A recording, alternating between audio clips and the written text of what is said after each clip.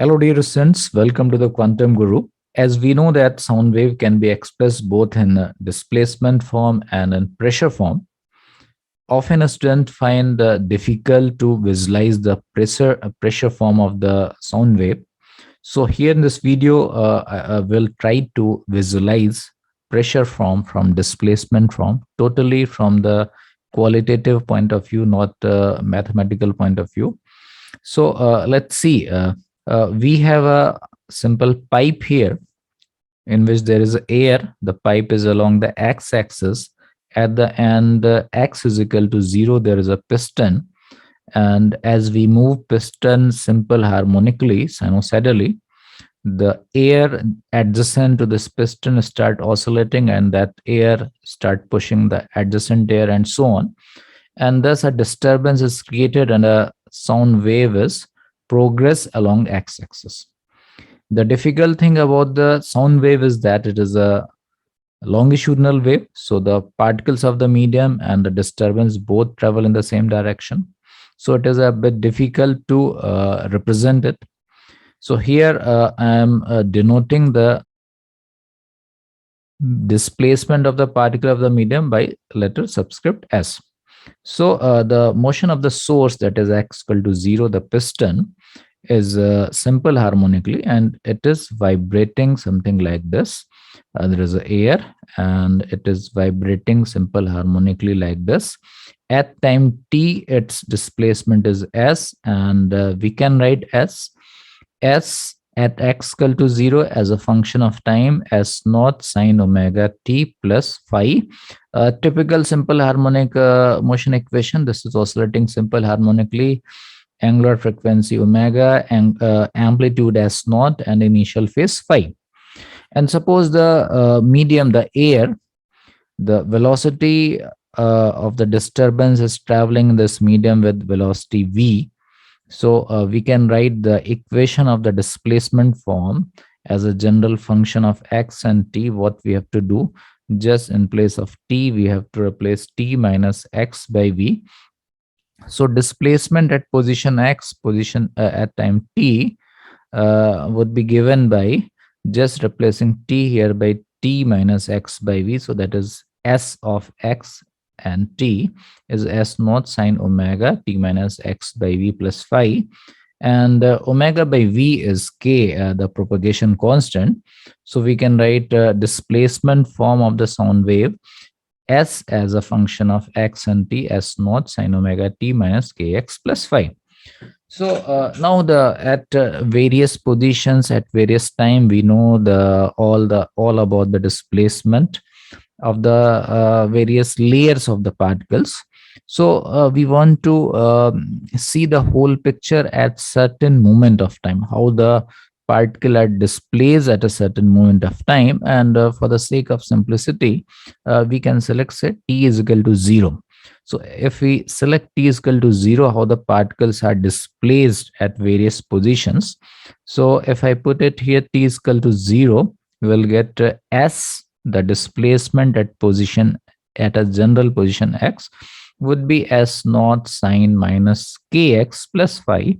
To make it a bit more mathematical simpler, actually we can take any phi, but for the sake of simplicity and easy comprehension, I am choosing phi to be pi.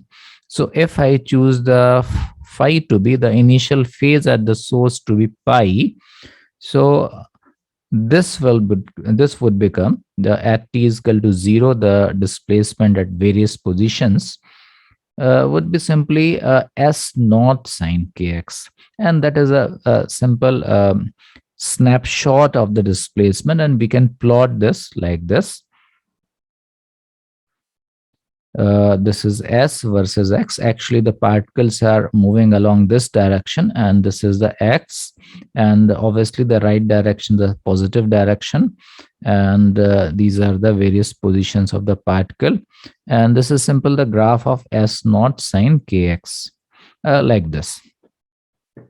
So now what we want to see, we want to investigate a few points, like this point, this point, this point, this point and this point. What is happening here? What is the interrelationship between the displacement form and the pressure form? And so, suppose before the wave was progressed, these points had the same pressure everywhere. So this color represent the lighter color represents less pressure. The darker color will represent greater pressure. Right now, when the wave had not progressed, all the layers were at the mean pressure, that is the atmospheric pressure. And due to the progression of the wave, the pressure very slightly varies. The variation of the pressure is of the order of 1 to 10 Newton per meter square, whereas the actual pressure is of the order of 10 to the power 5 Newton per meter square. So this is the mean pressure. And the width I have taken here just for the sake of clarity of the diagram. So I'm just looking a little bit to the right of this point and a little bit to the left of this point, and similarly at all this point, what is happening at this point when the wave is progressing at this point.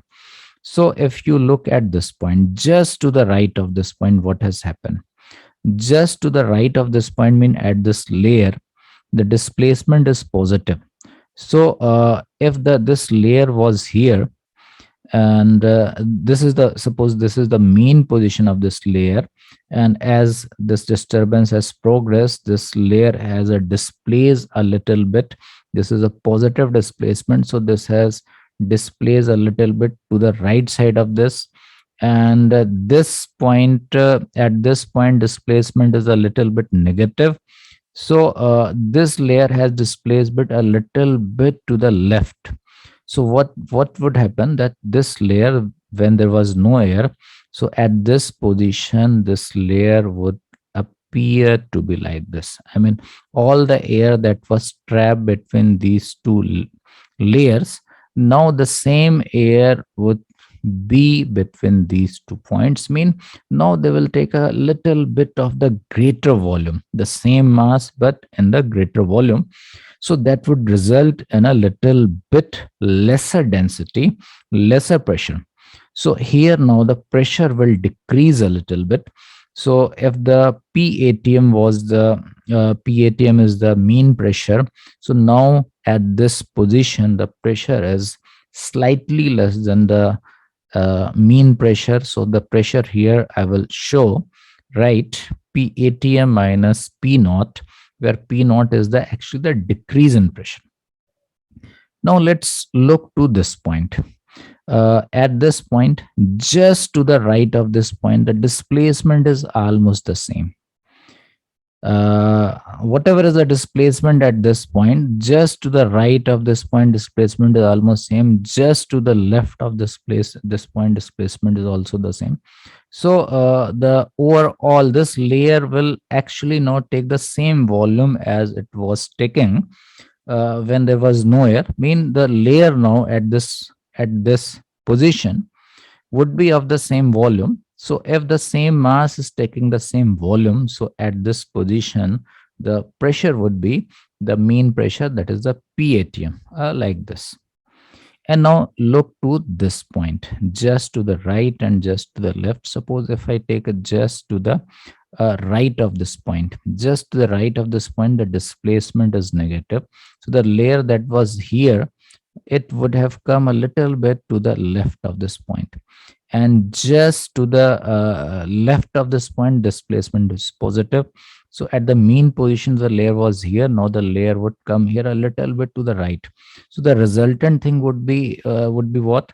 Now the layer, this layer, when there was no wave, now when the wave has progressed and at this position, this layer would be a little bit compressed like this. And little bit the compressed mean the same mass but in the lesser volume, so density will increase and hence the pressure will increase. So pressure here will be slightly more. So this pressure we can write PATM plus P naught.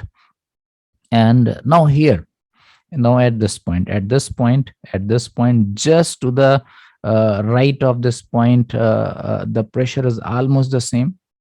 and just to the left of this point pressure is also the same. So again here at this point, the layer before the wave progression and after the wave progression at this point would occupy the same volume. Same volume in the pressure would be the mean pressure, that is the PATM here.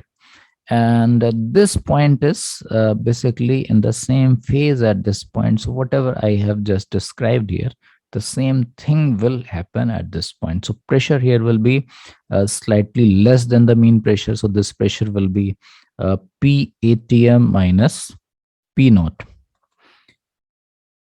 So as I told that the pressure variation in the wave progression is of the order of 1 to 10 Newton per meter square. And this PATM is of the order of 10 to the power 5 Newton per meter square. So often we are more interested in the variation of the pressure or the axis pressure. So axis pressure is the P is the axis pressure, and that is the true pressure over the atmospheric pressure. So if I want to write what is the axis pressure, and I want to make a plot of the axis pressure at the corresponding positions. So the maximum axis pressure is P naught and the minimum axis pressure is minus P naught. So axis pressure will vary between minus P naught and plus P naught. So at this point, these are the true pressure. So if we want to write the axis pressure, so what I have to do, we have to subtract atmospheric pressure from the true pressure. So here the axis pressure will be PATM minus P naught minus PATM. So that will be minus P naught. So here the axis pressure would be denoted by minus P naught, and here axis pressure will be true pressure minus PATM, so that would be 0. So here at this point axis pressure would be 0. Similarly here the axis pressure will be P naught, and here the axis pressure will again be 0, and here axis pressure will again be minus P naught. So actually, for the sake of clarity, I've taken this shape. Basically this part and this part are just the progression of the same part. So I can make the graph of the axis pressure versus x, and it will look like this. So this is how the variation of the displacement form and the axis pressure form are related qualitatively, and you can see very clearly that there is a phase difference of pi by 2 when one is at the mean position, other is the extreme. When one is at the extreme, other is at the mean position. So if the displacement form is sinusoidal, pressure form will also be sinusoidal, and there is a phase difference of pi by 2 between them, and that is how they are related qualitatively. Thank you.